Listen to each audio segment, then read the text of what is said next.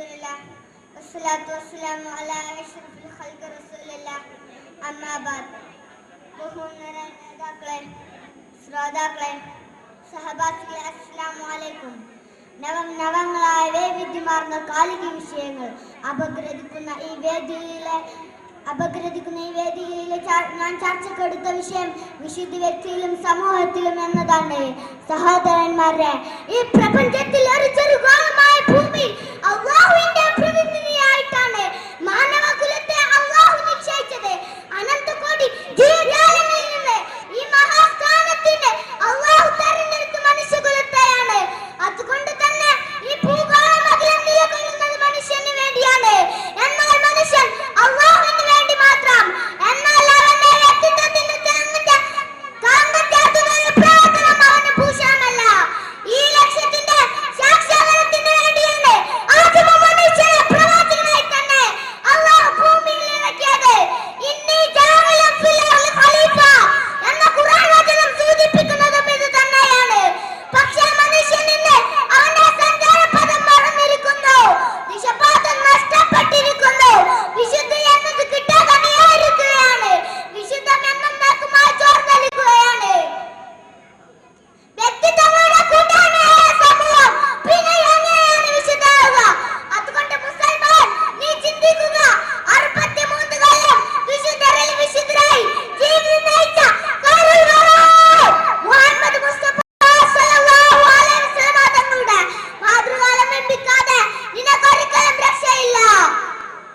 ടൂറിസ്റ്റിന്റെ പേരിലും വിനോദത്തിന്റെ പേരിലും കടൽ തീരങ്ങളെല്ലാം മാറ്റിയപ്പോൾ ആർത്തുലച്ചു വന്ന സുനാമി തിരമാലകളെ കൊണ്ട് നിന്നെ പാഠം പഠിപ്പിക്കാൻ റബ്ബിന് കഴിയുമെന്ന് നീ വിസ്മരിക്കേണ്ട.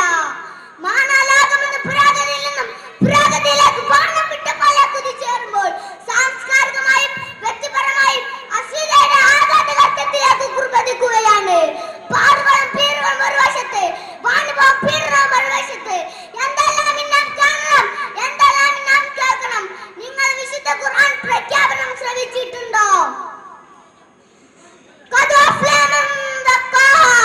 സ്വന്തം ശരീരത്തെ പരിശുദ്ധമാക്കിയവൻ വിജയിച്ചിരിക്കുന്നു. എത്ര അർത്ഥമായ വാക്കുകളാണിത്. നോക്കൂ, ബാങ്കുകാർ, കള്ളനോട്ടിനാൽ, മോഷണകുറ്റത്തിൽ, പീഡനകുറ്റത്തിൽ എല്ലാം മുസ്ലിങ്ങളും അവരുടെ ഇഷ്ടകണക്ക് തന്നെ സമ്പൂർണ്ണാടിസ്ഥാനത്തിൽ തന്നെ പാലിച്ചേരുന്നില്ലേ? ഇനി എന്തിനാ നമുക്കൊരു കമ്മീഷൻ റിപ്പോർട്ട്? റോഡെല്ലാം പൊളിച്ച് നാറുകയാണ്.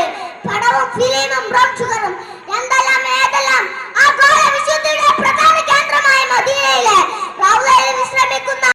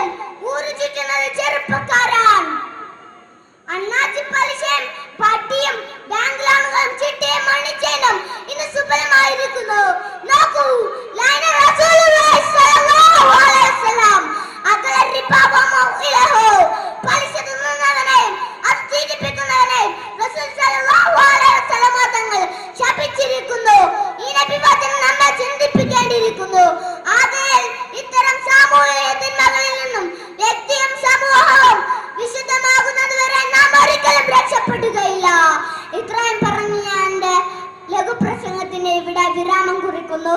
വാഹുദാവാന അൽഹംദുലില്ലാഹി റബ്ബിൽ ആലമീൻ. അസ്സലാമു അലൈക്കും.